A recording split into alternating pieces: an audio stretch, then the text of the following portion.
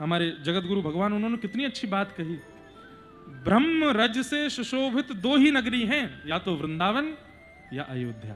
ब्रह्म रज मतलब यहाँ की कण जो है, यहाँ के जो रज है, ये ठाकुर जी के अंग से ही प्रकट है, ब्रह्म रज है। और प्रकट न भी है तो श्री राघव जी ने अपने चरणों से स्पर्श करा करके इस पूरी रज को पवित्र कर दिया है।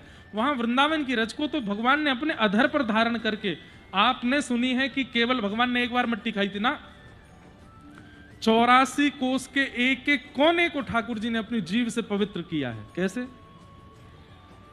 कथा तो वैसे कल आएगी, लेकिन आज सुना देता हूं। ब्रह्मा जी जब भगवान के ग्वाल बालों का हरण करके ले गए, जब ब्रह्मा जी को मोह हो गया कि ये कृष्ण के ग्वाल बाल, कृष्ण इनके हाथ का झूठा खा लेते हैं, इनके गाल चाट जाते हैं, इनके साथ ऐसे ये भगवान नहीं हो सकते, ये जरूर कोई बहलूपिया है। और बहलूपिया मान करके भगवान के सखाओं का, भगवान के मित्रों का जब हरण कर लिया, ग्वाल बालों का जब हरण कर लिया, तो ब्रह्मा जी से लेने के लिए नहीं गए ठाकुर जी, सारे ग्वाल बाल, बछड़ा बछिया, सबका रूप ठाकुर जी ने धारण कर लिया। और 1 वर्ष तक बछड़ा बछिया गैया सबके रूप में श्री कृष्ण ही भ्रमण करते रहे।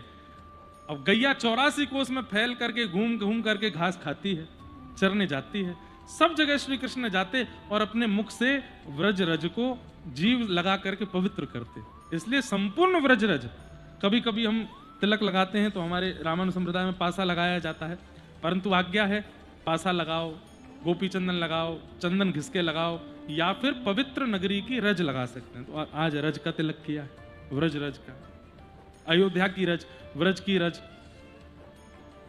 ये सब रज। और विशेष रूप से अयोध्या और व्रज की रज तो ब्रह्म रज है, ये तो परम पवित्र है।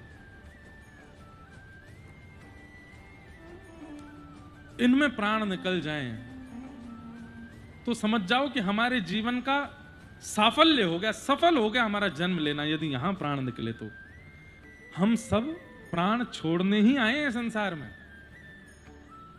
उद्देश्य के रूप में धन कमाई दिखती है, उद्देश्य के रूप में घर बनाई दिखती है, उद्देश्य के रूप में गाड़ी खरीदने का अनुभव लगता है, उद्देश्य के रूप में विवाह आदि लगता है, संतान उत्पत्ति लगती है, पर उद्देश्य मृत्यु है।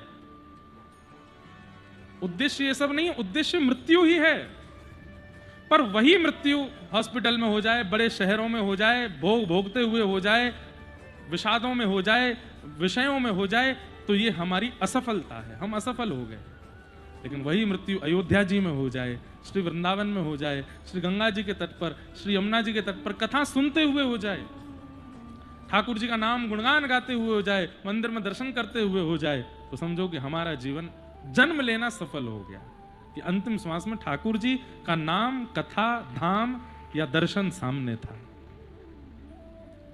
असफल नहीं होना है, सफल होना है। और ये सफलता हमारे हाथ में नहीं, मृत्यु का पता तो है नहीं कब आवे, इसलिए ठाकुर जी से ही प्रार्थना करो, और कुछ दो चाहे मत दो, बस अंतिम क्षण यहां दे देना, बस इतनी प्रार्थना है नाथ आपसे।